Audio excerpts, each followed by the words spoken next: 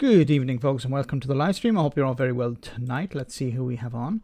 We have Ava. Great to see you, Ava. We have Stu. Great to see you back, Stu. Hope you're well. We have Raven 1983 Witch. Great to see you once again. Woods Boy. Great to have you on once again. Great to see you. Eddie is back. Great to see you, Eddie. We have Enter the God. Great to see you. Hope you're well. We also have... That's not the page I wanted. That's the page I wanted. We have Colin. Great to have you on, Colin. Greetings from New York. When everything old is new again. A song for the Windsor Agreement. Yes. When everything old is new again. That's good. That's a good one. David McGuinness, Indie Truck Davey. Great to see you. Guys, remember to check out Indie Truck Davey's channel on YouTube. We also have Young Ralph. Great to see you. Roshi, and great to have you on. Hope you're well. Hi all, the Stormont break is wrecking my head. I'll talk a little bit about that. I think there's actually a good video explainer. I tried my best, but yes, it's a bit of a difficult nut to crack. And it's still a bit up in the air, as in who will decide whether the veto is warranted or not. We also have John O'Sullivan. Great to see you, John. Dr. Scopify, great to see you. We also have Killer, thanks to moderating, Killer. Great to see you on. Freckle Punny is here. Great to see you. Vimster is back. Oraman, once again, great to see you. Hope you're well. Vim is here. Great to see you. Good evening all. Curious how long this saga will drag on. Brexit is never ending. You know, Jacob Rees-Mogg said the benefits of Brexit will be in 50 years' time. Maybe Brexit will be finished in 50 years' time. Well, no, the solution to Brexit is the UK rejoining the European Union. We all know that. The lefty boater is here. Might be late making turnip soup. Turnip surprise. I'm just trying to think of what was it that was it Forrest Gump, and there was the guy, I forget what his name is. His family was making shrimp, all types of shrimp, and so I'm sure somebody has already done a video of a voiceover with somebody making turnip. So turnip stew, turnip yogurt, turnip ice cream, turnip everything. Used to dream of turnip soup. Dr. Fred Dave, great to see you. We also have CGM, great to see you, CGM. Hope you're well. Eric is here once again. Great to see you, Eric. Haven't seen you in a while. Hope you're well. We have also FSM is the dog. FSM certainly is the dog. 91 Leeds is here. Great to see you. Richard Turner is on. Chatty Rat is here. Conservator 2. Hope you're all very well. So I can't say hello to everyone. We're up to 187, I should say. Viewers, so remember guys to smash the like button. You can hit me with a super chat and I'll read it out during the stream, and you can also support the channel by sharing videos on social media. This is a great way to help too. So I just want to start off with this sort of revenge, I think it is. Before we get into the whole Brexit stuff, I just wanted to read this from The Guardian. It says, an MP received feces through their letterbox after a political row over the Conservatives' response to sewage discharges Parliament has heard. Tory Simon Jupp hit out at the Liberal Democrats for accusing Conservative MPs of voting to pollute our rivers and seas, which he said was ridiculous and had led to colleagues facing threats and abuse in the street. He described how an MP recently received feces through their letterbox as a result of their politics. That's terrible, sort of. Lib Dem Environment spokesperson Tim Farron told PA, this kind of behaviour is completely abhorrent and no MP or staff should have to put up with it. I feel for Simon and his staff, and I too have been on the receiving end of abusive behaviour. However, but it is not right to blame people who are holding the government to account for their actions. Millions of people across the country have voiced their dismay at sewage being dumped into rivers and coastlines, and the Liberal Democrats have been championing their cause. The basic fact is that Conservative MPs have voted to allow water companies to discharge sewage into rivers. Community groups, swimmers and political parties have held Conservative MPs to account in a sensible and grown-up manner. This is the way public debate should be conducted. Sorry, I'm getting a notification. Let me just switch it off. Otherwise, it will be annoying for you guys. Knew that story smelled funny. Well said, Fearless Well. Thanks for that. Yeah, definitely smelled weird. Definitely had a particular odor to it. Look, so we tend to shorthand this and say that the Tories voted for more raw sewage being pumped into rivers and lakes, when in reality it's a bit more nuanced. Well, not nuanced, but to be a bit more accurate, it's they voted to allow companies to do it. Not that they voted for it, but they voted to allow companies to basically avoid the rules. And the companies are avoiding the rules because these are private companies who are more interested in making sure the shareholders get a dividend than the environment is protected. This is what unbridled capitalism looks like. So you allow companies to regulate themselves. And if these are water companies, well, this is the result of them regulating themselves. And as far as I know, they've taken away the fines, so the companies will not be fined. Now, government ministers are saying, yeah, we will hold these companies to account. We'll ask them not to do it. But asking them doesn't really cut the mustard. Or cut the, what you call it. Is it right for people to post raw sewage through people's letterboxes? Look, don't do it to the staff of MPs. And probably it's not a good idea to do it to MPs either. It creates a sort of victim mentality. But I think what should be done is maybe dragging these, well, not dragging, but encouraging these MPs to, to face the public, to face the community and answer questions and visit these places where there is raw sewage, and maybe invite them to go for a swim. I don't know. Oh Christ, I'm sorry, Simon. Meant to send it to Boris Johnson. Garrett, thanks for that, Garrett. Yes. Sorry I sent it to you. I meant to send it to another Tory that was voting to allow companies to pump raw sewage into the sea. Magic, thanks so much for that super chat. If they didn't want to be accused of pumping raw sewage into the rivers, they probably shouldn't have voted to remove the safeguards, then put them back. Yes, agree 100%. Are they turning around and saying, yeah, actually we want to put these safeguards back in place? No. So you can't really come out and complain about people, reacting in this way. The public are upset. This is completely unacceptable that these companies are allowed to do this. I would hope that the Labour Party, when they get into power, would nationalise these water companies so that they would actually invest the money that they receive in fixing the infrastructure and avoiding these problems. Brexit has a particular tinge, a particular smell. Irony as the water companies are ESG rated. ESG? I'm not sure what that is. Random Scottish History, good to see you on the stream. Hope you're well. Every ESG rated investment fund will have holdings in these UK water companies and admit untreated effluent. LBC have a police force wrecked video. Scary. Police force wrecked. I haven't seen that. I will check it out. Invite. Offer the good reviews. Says Wolfpet. No chance of that, Max. It's called money. Yes. Thanks number three for that super chat. I will check out that video after the stream. Police force wrecked. That sounds interesting.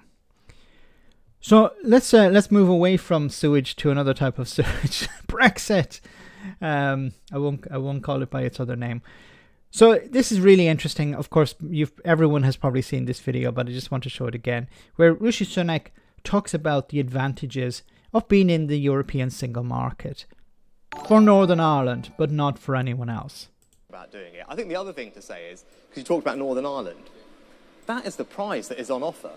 Because if we get this right, if we get this framework implemented, if we get the executive back up and running here, Northern Ireland is in the unbelievably special position, unique position in the entire world, European continent, in having privileged access, not just to the UK home market, which is enormous, 5th biggest in the world, but also the European Union single market. Nobody else has that. No one. Only you guys, only here. And that is the prize. I can tell you, when I go around the world and talk to businesses, they know that. They're like, that's interesting. If you guys get this sorted, then we want to invest in Northern Ireland, because nowhere else does that exist. That's like the world's most exciting economic zone. And one of the things about doing it, I think the other thing the world's most exciting economic zone. FSM is the log. Thanks so much for that super chat. Starmer nationalise. He dumped that pledge. Did he? Can it be put back on the manifesto? Maybe it's he dumped the pledge, but maybe the party can, but probably won't. But there needs to be a return to nationalisation. He's talking about an energy company. He could do the same with the water companies. You know, it's unacceptable that these companies can get away like this. And you're, excuse me, I think you're right, because when the Labour, I think it was one of the shadow secretaries was pushed on this, she talked about, yeah, we're going to increase the fines, but that's not really cutting it. They need to be nationalised. You're letting these companies get away with doing the bare minimum. If you're going to fine them, just they're going to decide, is it cheaper to pay the fine or invest in the infrastructure? Probably cheaper to pay the fine, so they'll just pay the fine instead. You need to drag the people before the court. Like the CEO it should be possible to put the CEO in prison. Then they will invest. I can guarantee you they will invest in fixing the infrastructure. So Rishi Sunak here talking about how wonderful the Northern Ireland's position is, because it's part of the single market. It has access to both markets, the internal market and the European single market. It sounds like a Remainer, no? It's pretty pathetic. Like you have, is it he doesn't understand, or he's pretending not to understand? You can't pretend not to understand. The BBC are there. All the main media outlets were there recording you. How did he not realise that? Wasn't he was talking to some business leaders in Northern Ireland behind closed doors, and he mentioned it, way a bit like Boris Johnson was recorded, saying there'll be no border in the Irish Sea. If anyone asks you to fill out any forms, tell them I told you to tear them up. Yeah. This is him in front of a Coca-Cola factory in Belfast, no, in Antrim. Brexit is a disaster, basically. Being in the single market is wonderful. So he's taken a bit of flack for that. It says, Sunak draws ire after hailing Northern Ireland access to UK and EU markets. So Rishi Sunak has organised Northern Ireland's unique and privileged position in having easy access to both the UK and EU markets, prompting critics to note that this was the case for the entire country before Brexit.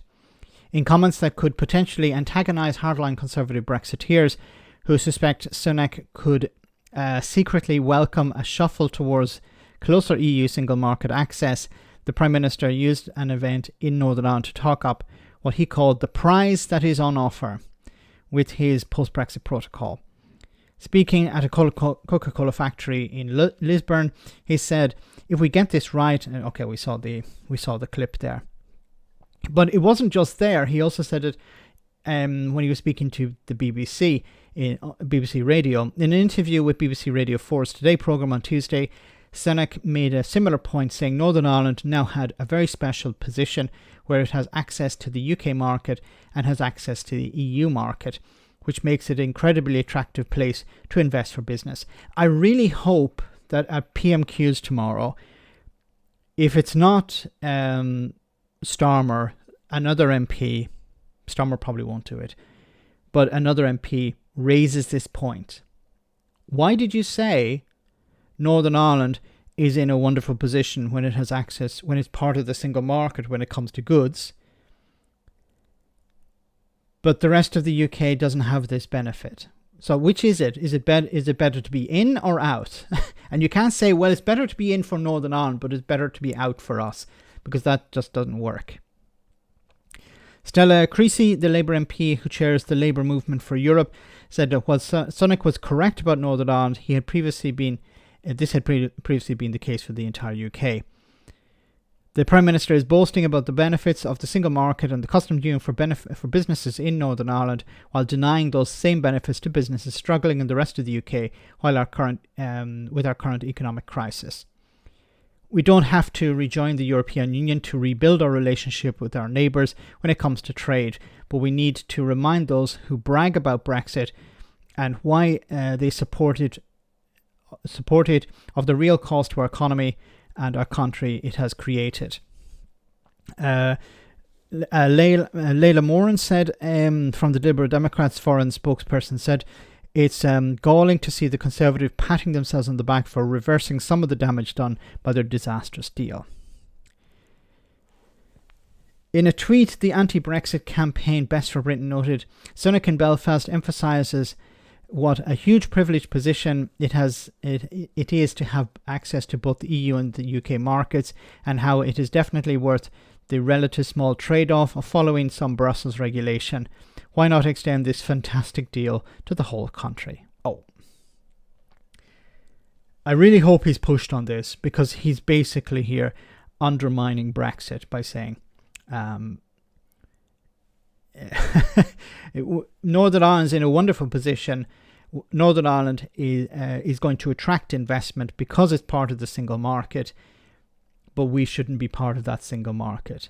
And he even said, the number of laws that Northern Ireland is following is very limited, very few, but it's still part of the single market. The SNP called him out on this. SNP accused Sunak accused of moonlighting as a Remainer by SNP after highlighting advantages to Northern Ireland of being in the EU single market. And I hope this will be raised tomorrow. The SNP said Rishi Sunak's comments about Northern Ireland getting the advantage of unfettered access to the UK market and the EU single market shows that Scotland is losing out. In a response, Alan Smith MP, the SNP's Europe and EU accession spokesperson, said Rishi Sunak is moonlighting as a Remainer, as he has perfectly outlined how Scotland will be at a competitive disadvantage under Westminster control and outside the European Union. Northern Ireland voted to stay within the European Union, and it is getting its wishes. However, Scotland voted overwhelmingly to reject Brexit, but we are living with the economic consequences every single day. Throughout the Brexit process, the SNP's Scottish Government made sensible suggestions to Scotland's choice, so Scotland's choice could be respected by remaining inside the single market and the customs union. Those proposals were thrown in the bin, and Scotland was taken along for a ride as we were dragged out of Europe against our will. Yes, he's completely correct here, and Scotland would like to have, and of course businesses in the rest of the UK would like to have something like the Northern Ireland Protocol, but they can't. Tilly the Coder, thanks so much for that super chat. Hey, thanks for that label, that super sticker. Thanks so much for that. I actually have a video, guys. I'll plug it now. Video dropping tomorrow at about 2 p.m. UK time. The time may change, but it should be sometime tomorrow. I have an interview with Tilly, so do check that out. It's really interesting, and Tilly had some very interesting things to say. But I'm not going to give away too much about that. Do check it out tomorrow. Moving on. Steve Baker, staying with this on Brexit, Steve Baker admits Tories concerned over DUP answer to deal after 1922 committee meets. So Rishi Sunak has finished his meeting with the 1922 committee.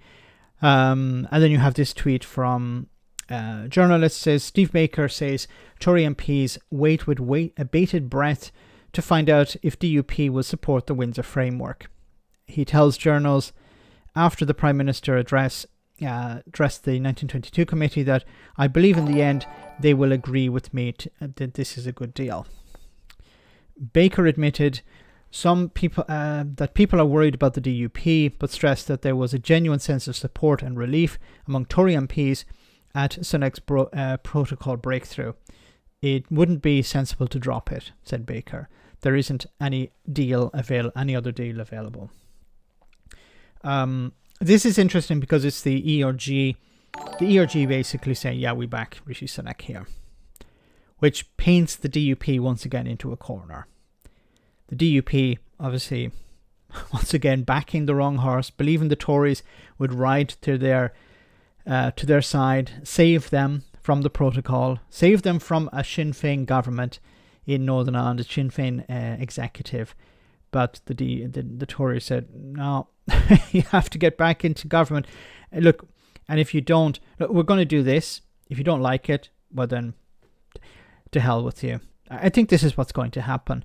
The ERG have abandoned the DUP. Now, if the ERG had come out and said, look, we'll support this, but we want the DUP on board. We need to respect the DUP. The DUP have to be on this, or we're not going to support it. Then I think Sunak will be in a more difficult spot. But if pretty much the entire Conservative Party are behind the Prime Minister, what can the DUP do? And the thing about the Stormont break is that it needs the executive up and running. So if the DUP want to stop certain EU law, they need to be in the executive. And I think this is the sort of way out for the DUP. Now, the DUP are not very clever. They've backed Brexit. They campaigned for it. They continue to support it.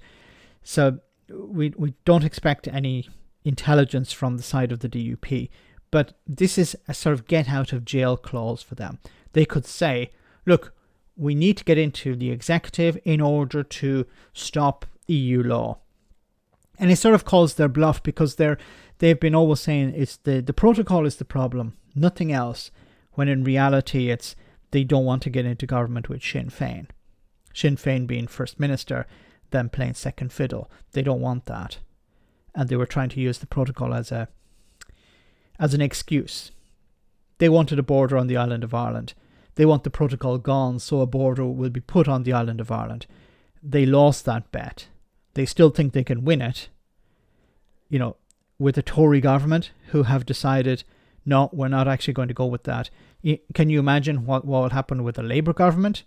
Do they think a Labour government would put a border on the island of Ireland? Of course not. If anyone were to do it, it would be the Tories.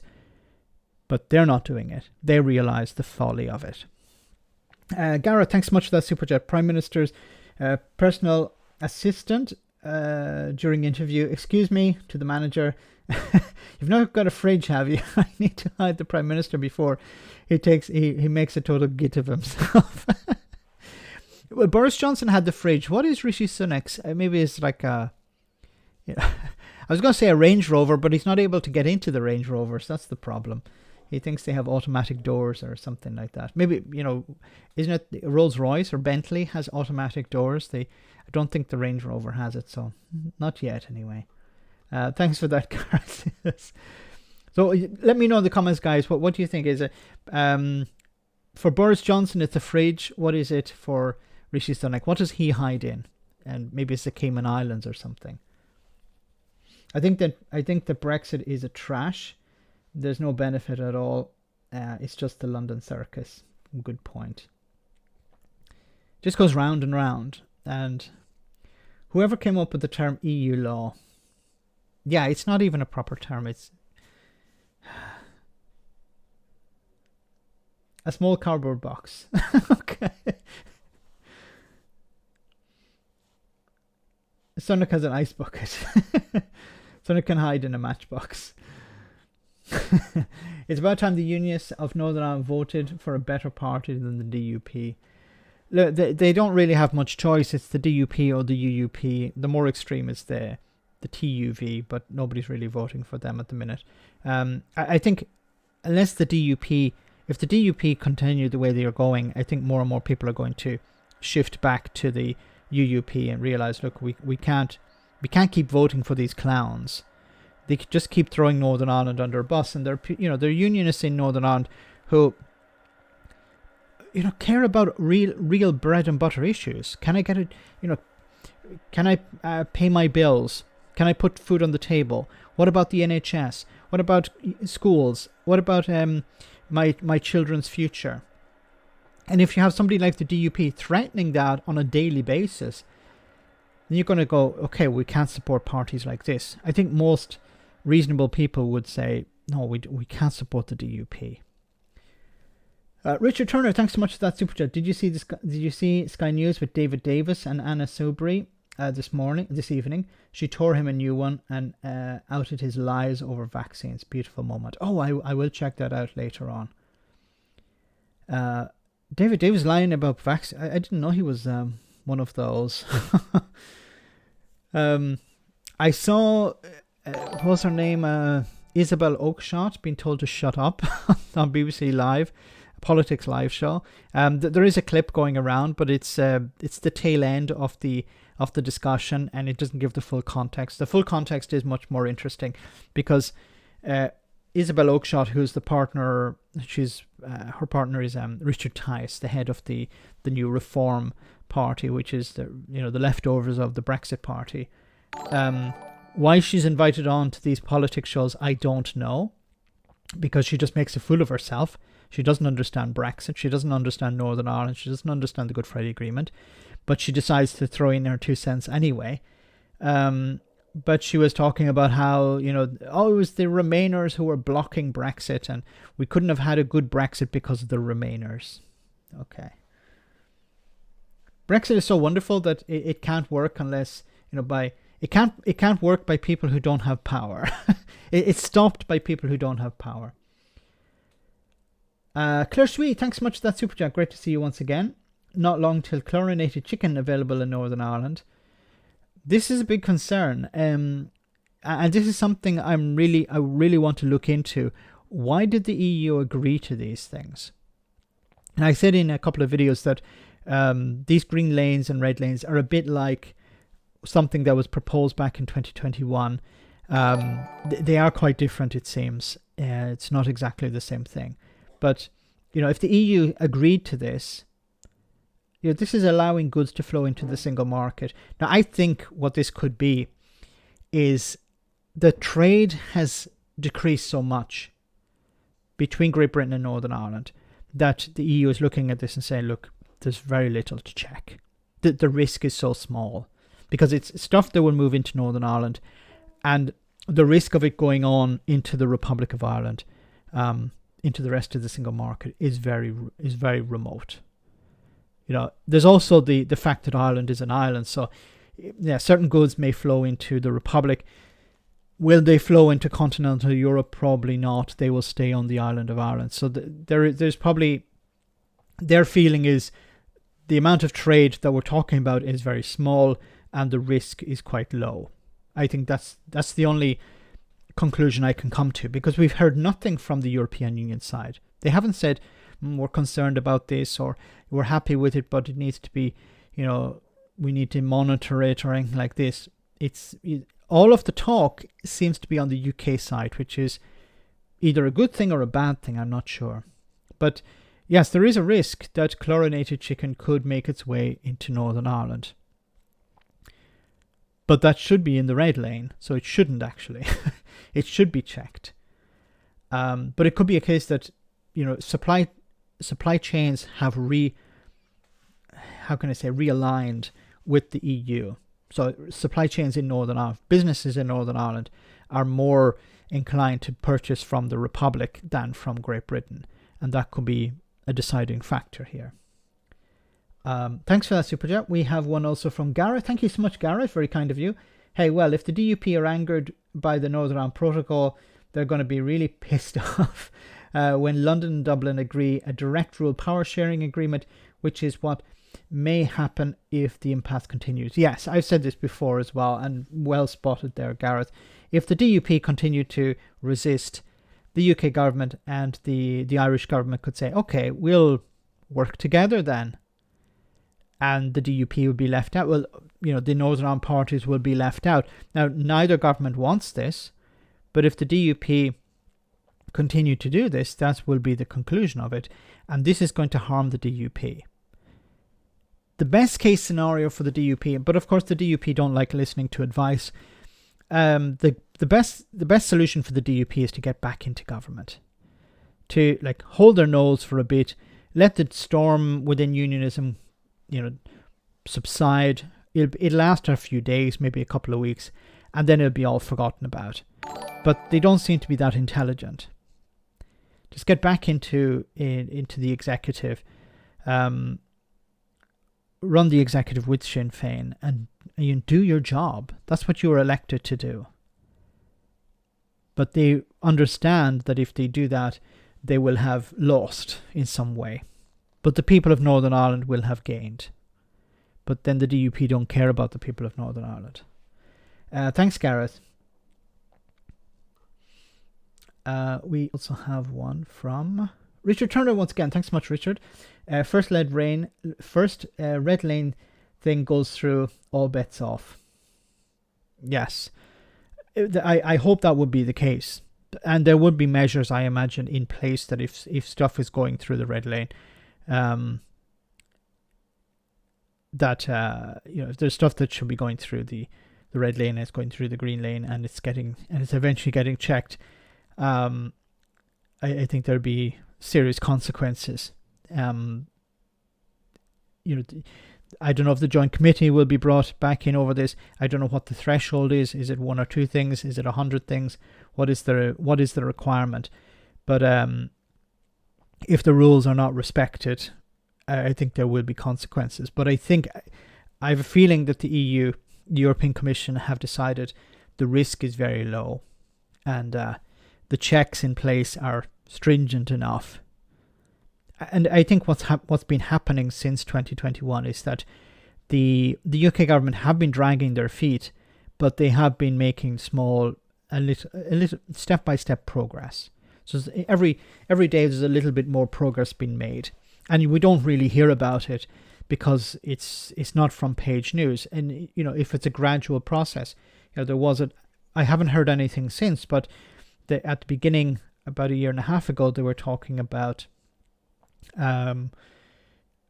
temporary infrastructure, prefabs, carrying out the checks.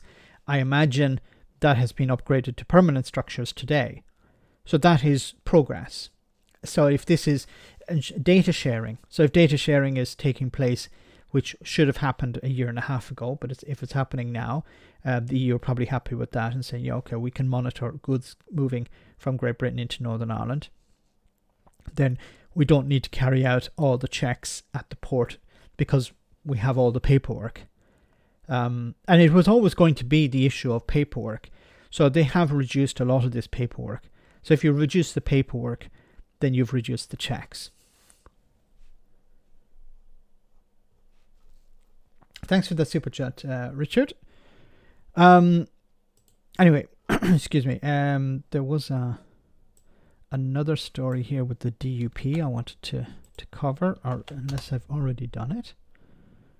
Yes, Jeffrey Donaldson denies DUP split over, this is from this morning, DUP split over protocol deal, but refuses to say how long agreeing joint response will take. The DUP MPs Sammy Wilson and Ian Paisley Jr.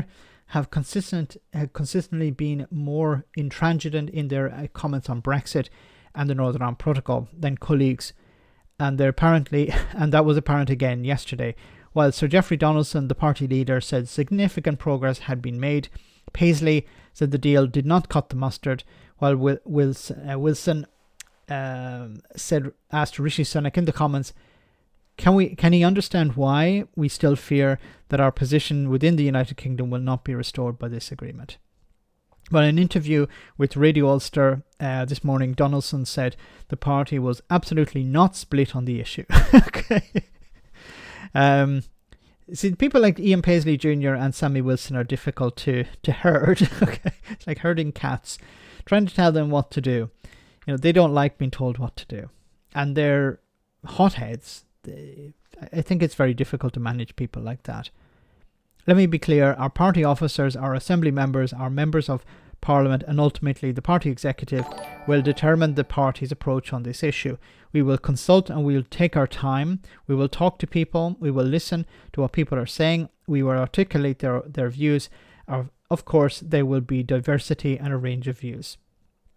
People will react in different ways, but the DUP will come to a collective decision on this agreement. When asked how long it would take for the party to reach the conclusion on what had been arranged, he said, "It will take as long as it takes." Okay, so that could be how long is a piece of string? Excuse me.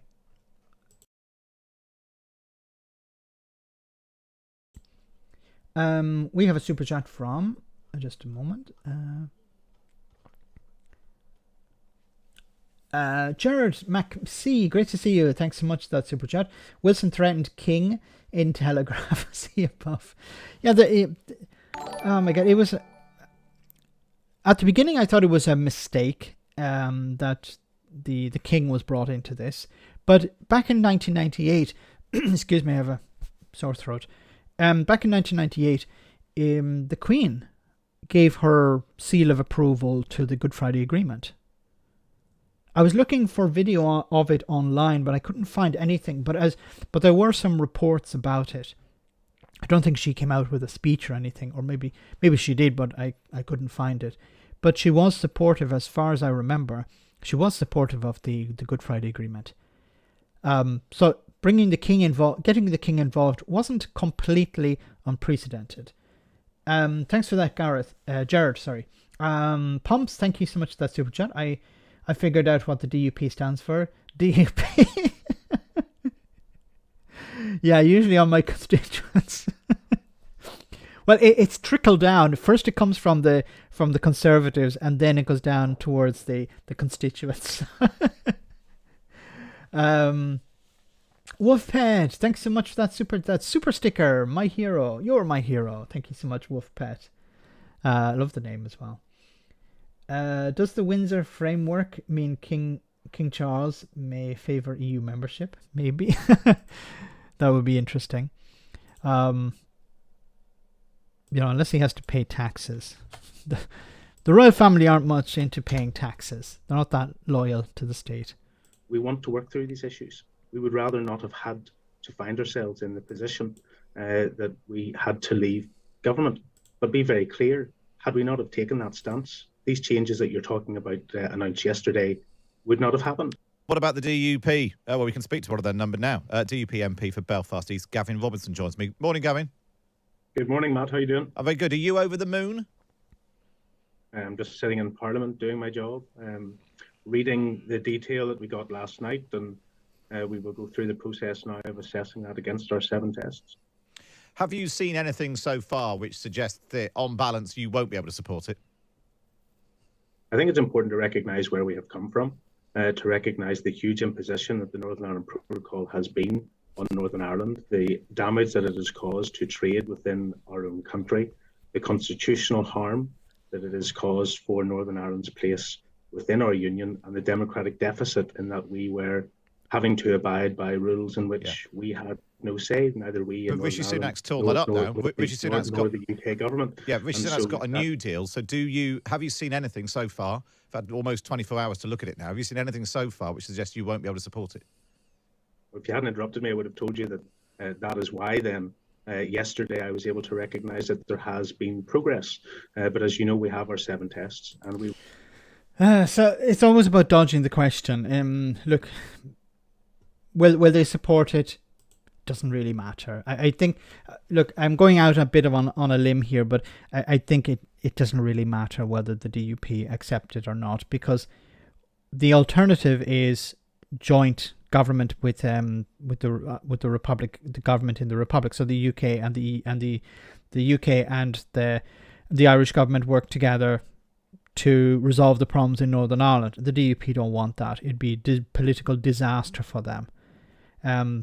Unionists in Northern Ireland would blame them for it, and they'd be right. It would help the UUP and the TUV, probably the more extreme party. So it's about trying to remain relevant. Yeah, we created this problem, although I won't admit it, you need to pander to us in order to get this over the line. And look, it's already been agreed. So these lanes are going to be set up. These laws are going to be set up. And at the end of the day, it's the UK government that decides, not the Northern Ireland executive. This is to get the DUP, if this is to get the DUP back into the executive, it may not succeed, but it was agreed.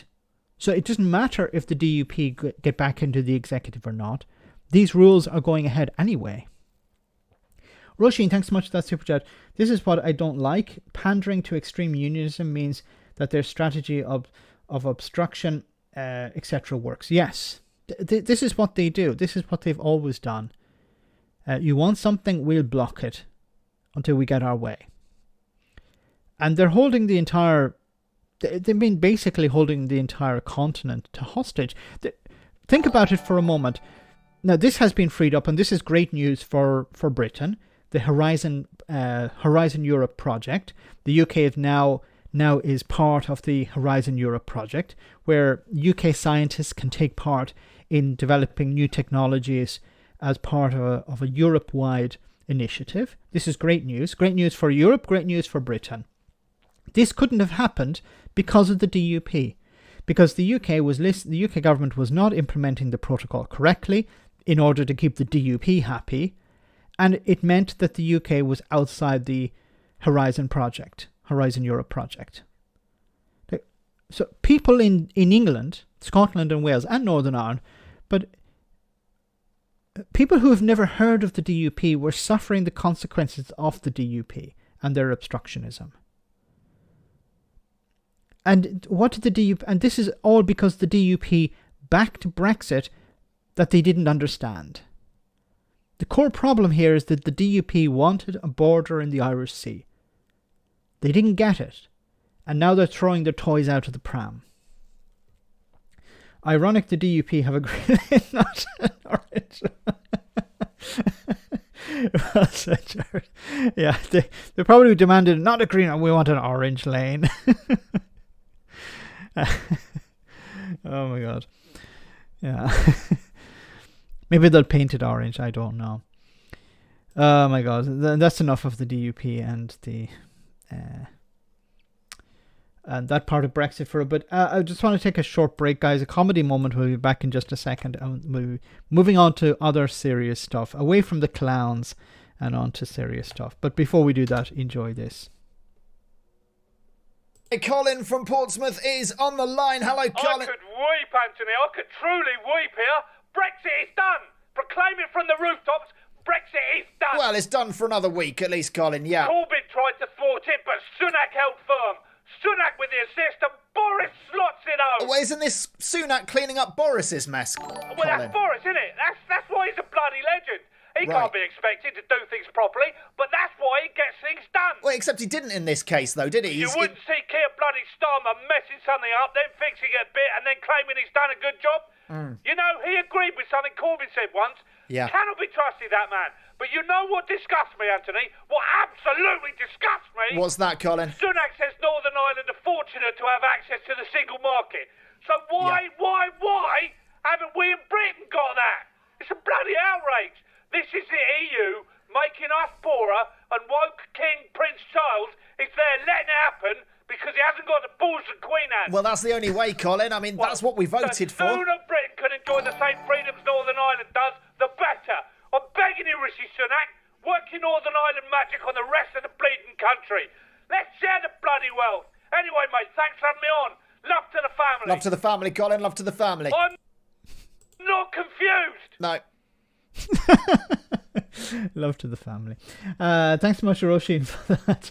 We also have a super chat from Magic. Once again, thanks so much, Magic. Someone should tell Westminster, read Tories and DUP, that to join Horizon Project, they will have to accept the rulings of the European Court of Justice.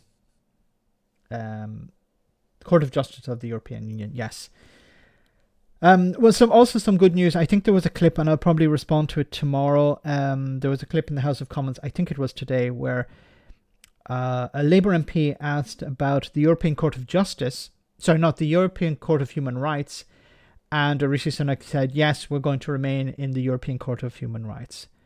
So he's also, thrown, I don't know, the ERG, the racists and bigots in the party under a boat as well. Remember, stop the boats, we have to leave the European Court of Human Rights. So because of the Northern Ireland Protocol, or because of the Good Friday Agreement, he said, no, we're not leaving the European Court of Human Rights. So yes, to be part of the European Horizon project, they would need to sign up to the Court of Justice of the European Union. What does the DUP think of that? Well said. Thanks so much, Magic. FSM is the dog. Once again, the DUP need to wake up. No one cares about Northern Ireland. The DUP will believe, and I've said before, they're like English cosplayers. They think they're English, they think they're British, but people in Great Britain look at them and go, what the hell are these people? Like, what is wrong with them? They think they're British. They're not British. We'll call them, if they arrive in Britain, people will call them Irish. They won't like that. But we don't see any parallel with Britain. These people are just weird. I'm talking about the DUP. I'm not talking about people from Northern Ireland. I'm talking about the DUP here, who I don't know how you would define them. But you're right. No one in Britain cares. And I remember was it Julia Hartley Brewer and a Tory MP said the same thing around the same time. They said, we care more about Brexit than we do about Northern Ireland. If Northern Ireland has to be sacrificed for Brexit, then so be it. And there was a Tory MP who said, look, my constituents don't even know where Northern Ireland is. They don't care about what happens in Northern Ireland. We want our Brexit. So when it came to Brexit or protecting the union, Brexit won every time. Just ask the ERG. We have a super chat from Brad. Thank you so much, Brad. Johnson threw everyone under the bus. And now it's been thrown... Now he's been thrown under a bus. If you live by the sword, you die by the sword. Yes. Boris Johnson was not present yesterday as the debate was taking place in the House of Commons, which was interesting. He didn't commend Rishi Sunak on getting Brexit done. So I think Boris Johnson is probably away sulking somewhere, but he'll be okay. He'll say, look, I'll just do another few tours and I'll top up my bank account, add another few million there and I'll be okay.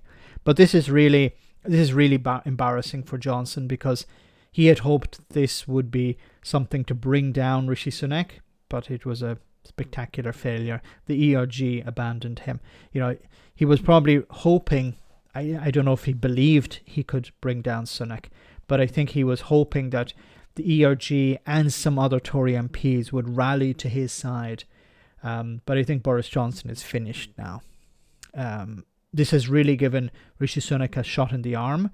Is it going to help him defeat the Labour Party? No, not at all. Because this is really an issue that doesn't affect most people in England. And look, let's call a spade here. When Labour and the Conservatives their focus politically at the next election will be England. They don't really care about Scotland. They don't care about Northern Ireland. Wales, that's another issue. But the focus will, of course, be on England. And the issues will be cost of living, the NHS. The Tories will try to inject,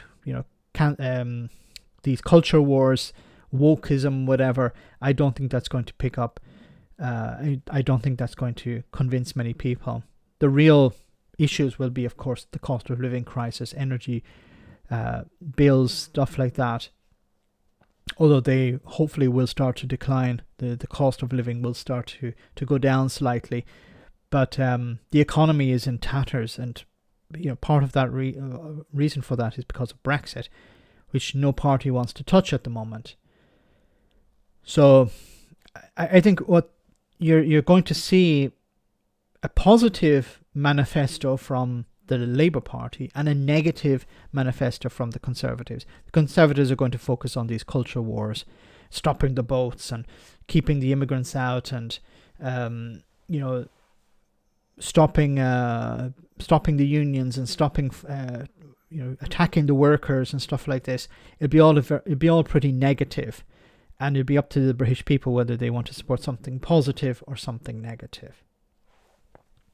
Maybe Holyhead will recover along with Liverpool as GB businesses export to the EU via Northern Ireland. There may be customs costs, but ability helps a lot. Or have I missed the point completely? As number 3. I think what's happening instead is a lot of the goods are flowing. I think, as far as I know, Holyhead is doing pretty badly at the moment because it was the main port of entry for goods moving from Ireland into Great Britain, but that's closed off now because of the paperwork required. So it makes more sense to send goods to Northern Ireland and cross over from Northern Ireland into Scotland, or into England from there, and vice versa, than to go through Dublin and Holyhead. Dublin has seen more traffic with Europe, or they saw traffic with Europe increase, while traffic with Great Britain has decreased. Dyer Sweeney, thanks so much for that super chat. This whole show by the DUP has shown just how far away from a united Ireland. The carry on regarding the economic health of Northern Ireland just shows that. Yes, the DUP, and this is the thing, the stronger Northern Ireland becomes, it's as long as Great Britain stays outside the single market and the customs union and outside the EU, Northern Ireland is going to become a much more attractive place to invest in. And because of the realignment with with trade and supply chains, I think we're going to start to see a whole Ireland economy. And that's the march towards a united Ireland. First it'll be an economic united Ireland, and then later it'll be a political one. People have asked me on the streams a number of times, when do I think a united Ireland will take place? I don't think it's going to be really as clear cut as today there isn't a united Ireland and tomorrow there is. I think it's going to be a very gradual process, and the first step, the first phase, we could say, will be the economic union, an economic united Ireland, and then later on a political one. The economic one is the easier one to sell to the public. The political one is more difficult. But I think parties, at least in the Republic, are putting down the foundations for a political united Ireland. They're meeting with people from from both sides.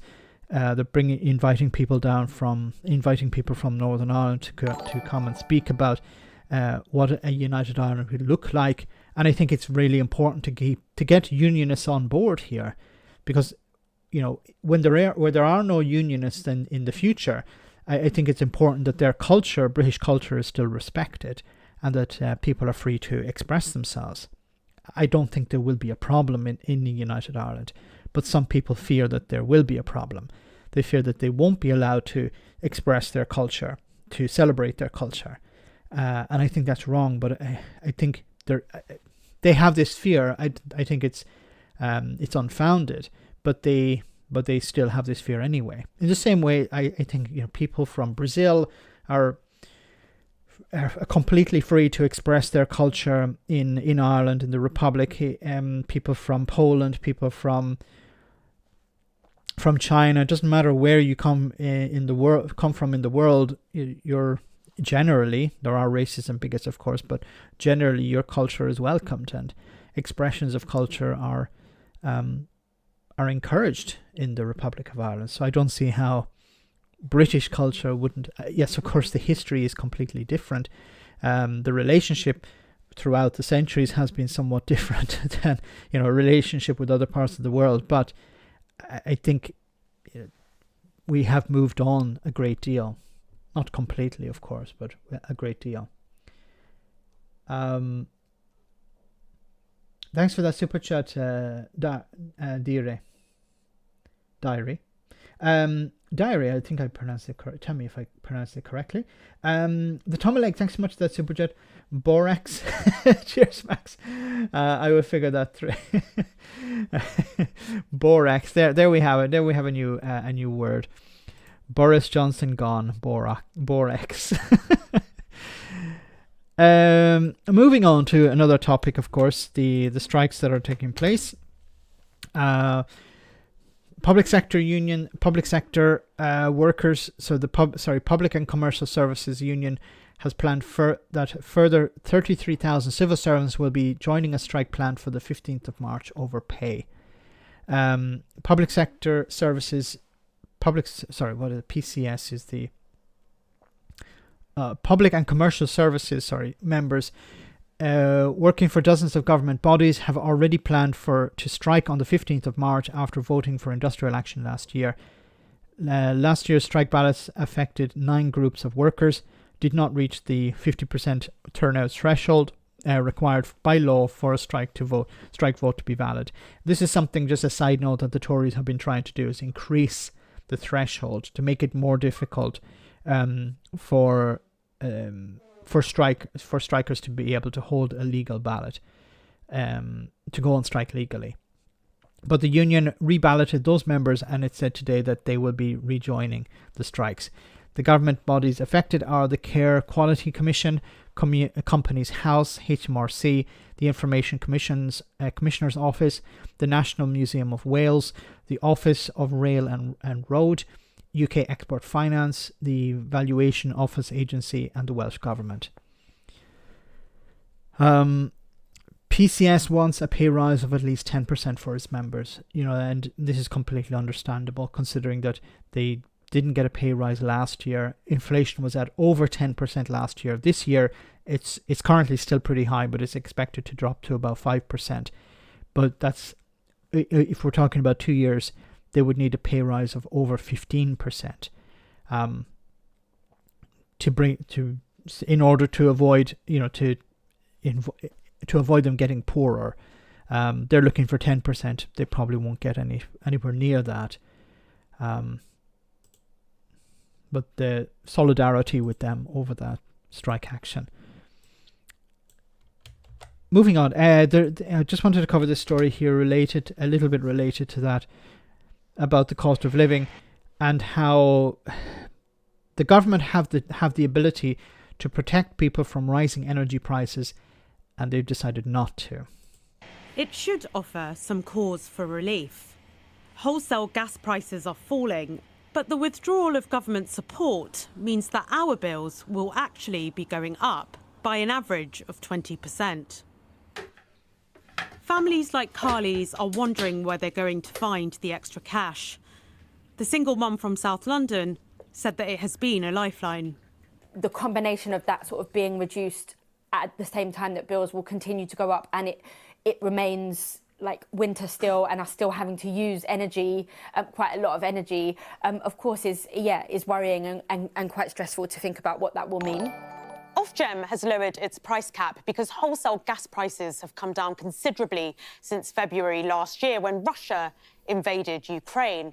The regulator factors this in when setting its cap, which limits the amount energy companies can charge their customers. Look at the black line here. You can see the cap is coming down in April, and yet households will see their bills go up. It seems counterintuitive, but it makes sense when you look at the blue line. That's the energy price guarantee, the government's own cap, which has been subsidising our energy bills since October. But from April, that support becomes less generous as the government cap rises from £2,500 to £3,000. It means our bills will be going up because we will be paying a bigger share of the total cost. Hello, hi, how are you? Campaigners are calling on the government to maintain its support for households at the current level. The same goes for businesses, with industry bodies warning that there could be a wave of company failures. Like a cup of tea or a coffee? Kate Ashwell, who owns a vintage shop in Bristol, can only afford to keep her shop open 3 days a week. I don't know yet exactly what the bills are going to be. Uncertainty in business is not good. You want to know what your outgoings are going to be every month. We used to pay around about £70 a month for our energy, and they've gone up to just shy of £400 a month. The numbers are staggering, but the Chancellor maintains that he won't be loosening the purse strings. For now, bill payers can only hope that a warm spring awaits. Ruth, thanks so much for the super chat. Not in the chat tonight, doing craft to hopefully support my local community in Cafe Recharge. Thanks for that super chat. That's great work that you're doing there. Thanks so much for that, and the best of luck. And my greetings to everyone in the local community. That's great. Thanks so much for that support. Gala Shields.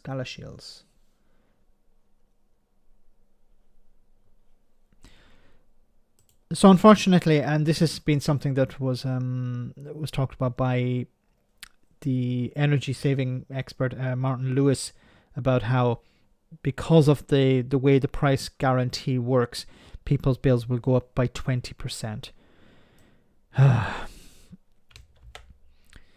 Moving on, but somewhat related story. Homelessness. Rough sleeping in England rises for the first time in half a decade.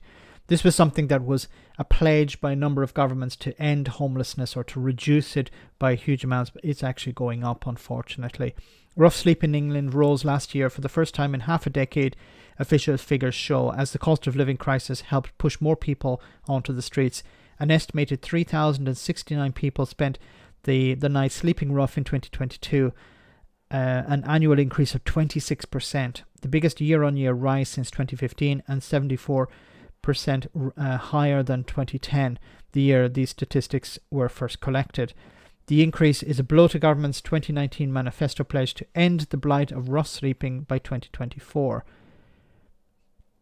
It reverses several years of progress in which the number of rough sleepers fell from a high of 4,751. Poms, thanks so much for that super chat. We have 5 kilos of tomatoes. This time next week we'll be yes, yes, yes, the old tomatoes. I just wanted to say, and then I'll get back to this story.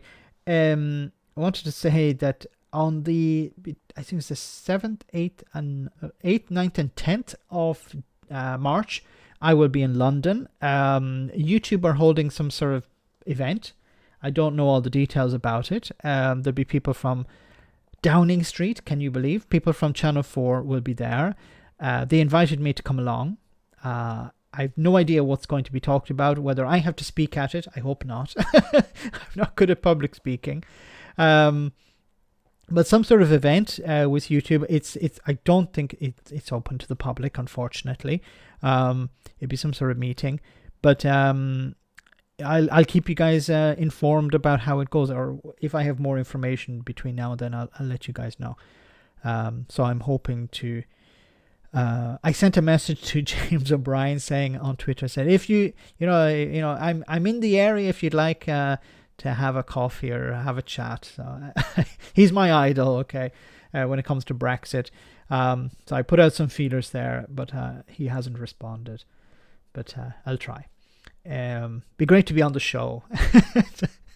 I don't think I'll get on, but it'd be great to get on the show, or at least to meet with him. It'd be nice to get around to the studio just to meet with him. I don't know if he knows if I exist or not. That's the problem. But thanks, Pumps. I was going to say I'll take some tomatoes with me, but I'll have to put them in a safe. Maybe those briefcases that you cuff to your hand in case somebody tries to steal it. Alistair, thank you so much for sharing those invitations to become members. Thank you so much for doing that. Great, Daniel, Vicky, and Eteneza. Great to have you on. Mad Monk is there too, and Brad. Great to have you guys on. Thanks for doing that, Alistair. Very kind of you. Max, give them hell, mate. Thanks, Alistair. If I get on the show, and if I get to meet with Channel 4, it'd be great to meet with them, to have a chat. I don't know all the details, but they Should be getting some more details soon, and if I do, I'll keep you guys posted on that. And I'm going to see about doing some recording there as well, so if I can, if they permit it. Back to this story here. The increase is the homelessness charity said the figures were shocking. And should set alarm bells ringing over a problem that has worsened despite a series of government initiatives and promises. However, ministers have taken solace from the fact that 22 figures are lower than the pre-pandemic figures of 2019. During the pandemic, numbers dropped significantly as a result of the everyone in policy of housing rough sleepers in hotels. Now, why couldn't we do something like that today? We're talking about 3,000 people. See, now 3,000 people should not be sleeping rough, but it's not a huge cost for the government to house these people. 3,000 people is a small number to house. Yes, I know that there are a lot more people in emergency accommodation, but 3,000 people, it's a drop in the ocean. There's so much that the government could do. Provide good accommodation for these people. It wouldn't cost the earth. It would actually be cheaper. If you just want to look at it from an economic point of view, it would actually be cheaper because the costs related to, for example, health, people sleeping rough, they end up having health problems, they have to go to the hospital, they have to get treatment. This is more expensive than actually providing people with good quality housing. That's what needs to be taking place. It goes on to say estimates of numbers of people sleeping rough are based on the single night snapshot of people's bedding out and about to bed down on the street or in tents, doorways or encampments. The estimate does not include people in shelters or hostels, and charities say they underplay the scale of the problem. The estimates show an increase in rough sleepings in all regions of England, with London and the southeast accounting for almost half of the rise.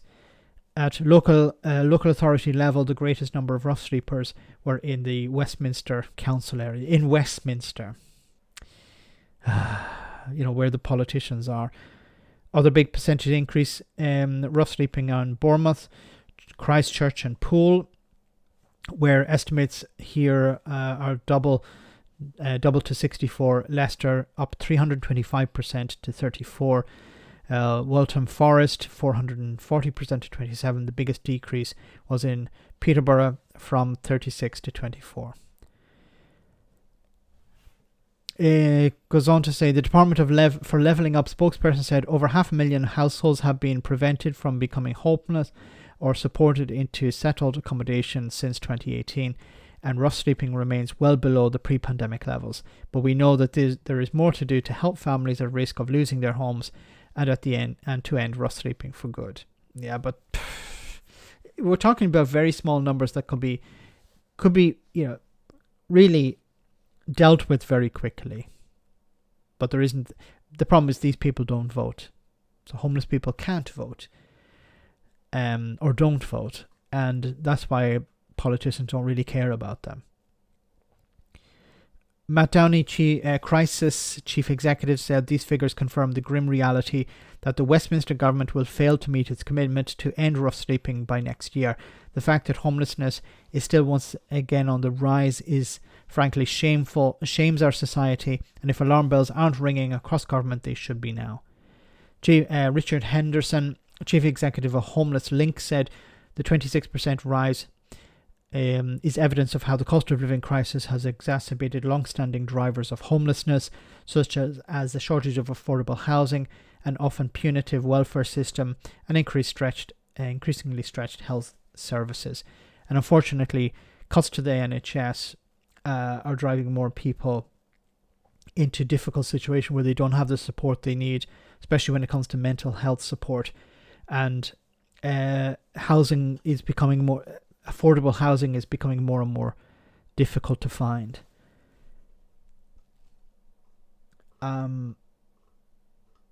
Somebody said UBI. Yes, UBI would be a good solution there. Ian says, don't say UBI. Matt Hancock, yeah, a universal basic income would eliminate homelessness overnight. That'd be one way of solving it. Matt Hancock, who pocketed more than £300,000 for a stint on I'm a Celebrity, claimed that a third highest amount, charging taxpayers $12,700, and the Defence Secretary Ben Wallace claimed almost $9,700.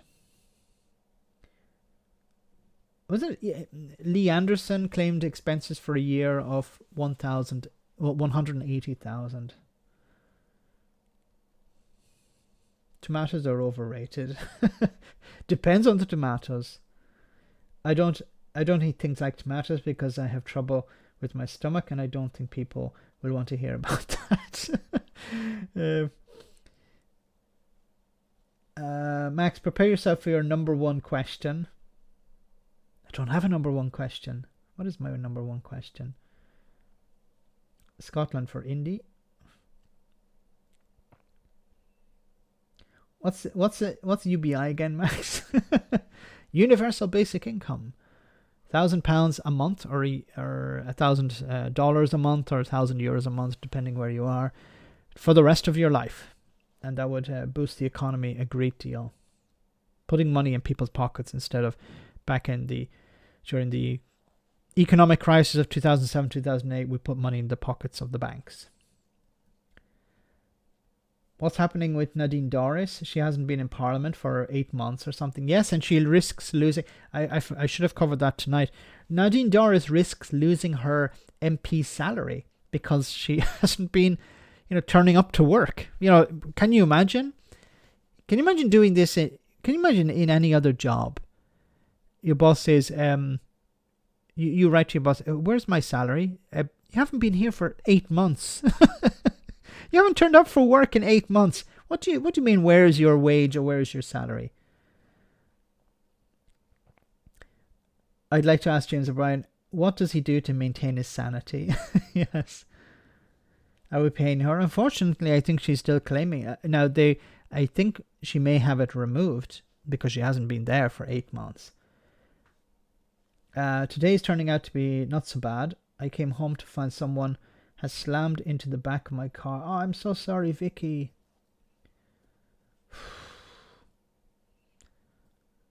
I hope it's not too much damage.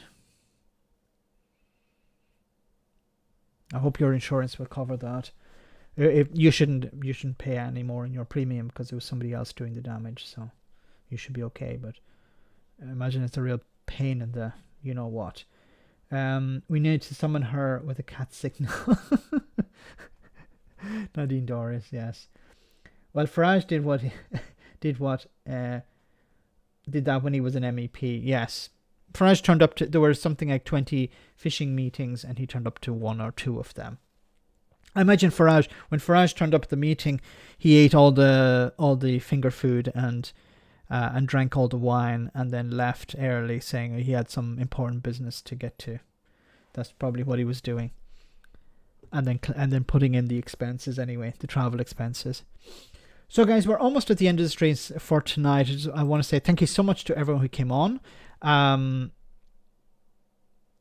There was another story about sewage, but I think we talked enough about it earlier on. So I want to say thank you so much for everyone who came on. Thanks for the super chats, greatly appreciated. Thanks for smashing the like button. If you haven't already, you can do it on the way out. I'll be on this post-stream chat after the show tonight, and I want to say thanks to the moderators for doing a wonderful job. Before we finish, we have our one for the road. Let me post that up now. And what I'll do is before we start, I'll see you on a Friday, same bad time, same bad channel for the Sunday, for the live stream, and then of course we have our Sunday roast on Sunday. But get to that later on. Hope you enjoy this. So you might say that the Northern Ireland Protocol has transitioned into the Windsor framework.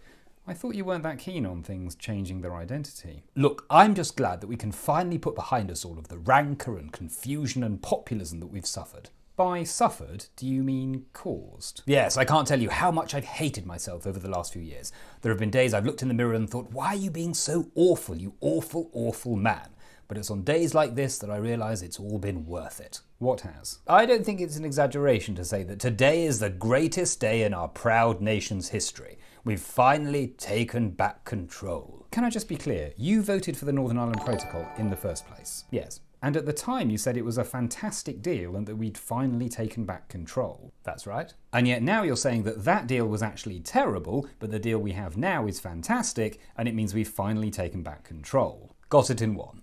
So why should people believe you this time? Because this time we've got Get Brexit Done, even though you said you got Brexit done before. Yes, but back then we'd only got Brexit done. This time we've got it done. And you're not going to come back in a year's time and say that we need to get it done? Well, I can't promise that, not least because done sounds like something from a horror film, which is pretty cool. So what's good about this deal? Well, it's great for Northern Ireland. Their goods will have free access to the single market and the British market. The rest of the UK could only dream of that. They didn't need to before Brexit, but they won't have to abide by European rules. For example, the EU recently banned titanium dioxide in cakes, whereas everyone in the UK, including Northern Ireland, will still be able to enjoy a sweet treat with as much food whitener in it as they like. Wasn't that banned because it might be carcinogenic? That's a small price to pay for more whiteness. That sounds like one of my election slogans. The DUP still don't seem very happy. When do they ever? They like to say no more than every woman I've ever spoken to in a bar. But just for them, we've negotiated the Stormont break. What's the Stormont break? Something that reminds me of a romantic trip I made to Belfast in the early 90s. I misread an offer on Teletext Holidays and ended up on a very tense weekend. Thank you, Minister. Next up, as the price of eggs continues to rocket and tomatoes are hard to find, we ask, would now be a good time for the government to call a snap election, as there's less produce around to pelt them with? Probably. David McGuinness, thanks so much for that super. Just in at the end, went to my local cafe for a BLT bacon, lettuce and turnip sandwich. Lovely. Maybe tomatoes will eventually return. Thanks so much, David, and have a great week. Guys, check out the two Davies, the Indie Truck Davy and Other Davies channel on YouTube. And I will say good night to everyone. Have a great week, and I'll see you soon. Take care. Good night.